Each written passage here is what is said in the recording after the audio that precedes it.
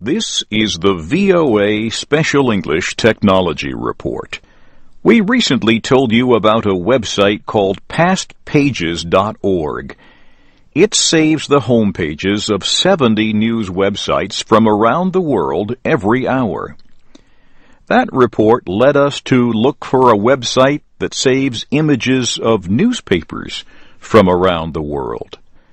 We found Today's Front Pages, a site operated by the Newseum in Washington, D.C.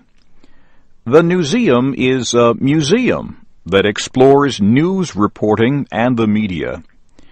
We visited the Newseum and spoke with its Senior Vice President, Paul Sparrow. I think one of the most interesting things about newspapers is that they are a snapshot in time.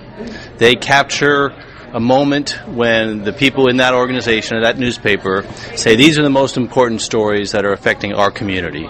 And what that does is that it gives you a lens in which you can look at history from a very specific point of view.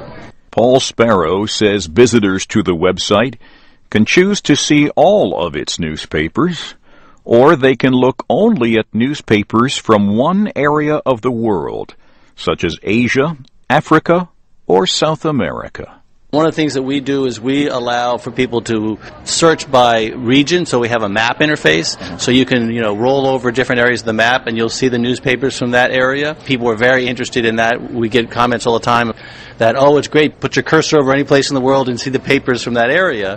We also list them sort of alphabetically by state and then by country, and then we have a gallery layout where you can just look at all the thumbnails and pick the ones that you like based on their visual presentation.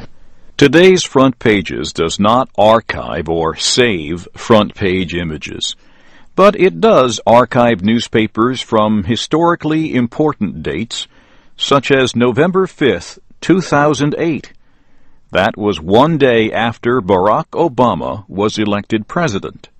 Again, the Newseum's Paul Sparrow. When you look back at the historical newspapers in our collection, you see these amazing moments where the culture is revealed. If you look at, like, in World War II, the day after the attack on Pearl Harbor, the headline is Japs Attack. I mean, that's a headline you would just never see in a paper today.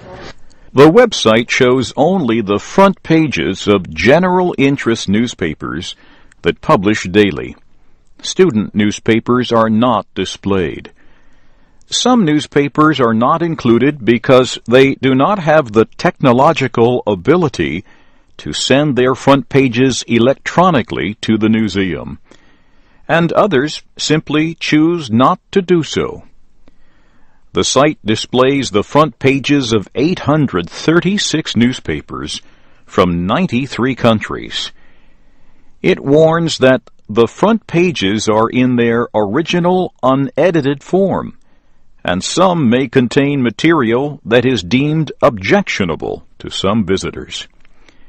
We have placed a link to today's front pages on our website, voaspecialenglish.com. If you are in Washington, you can see many front pages from around the world on display inside and just outside the Newseum. Only about 10% of the front pages the Newseum receives every day are displayed, but all 836 are available online.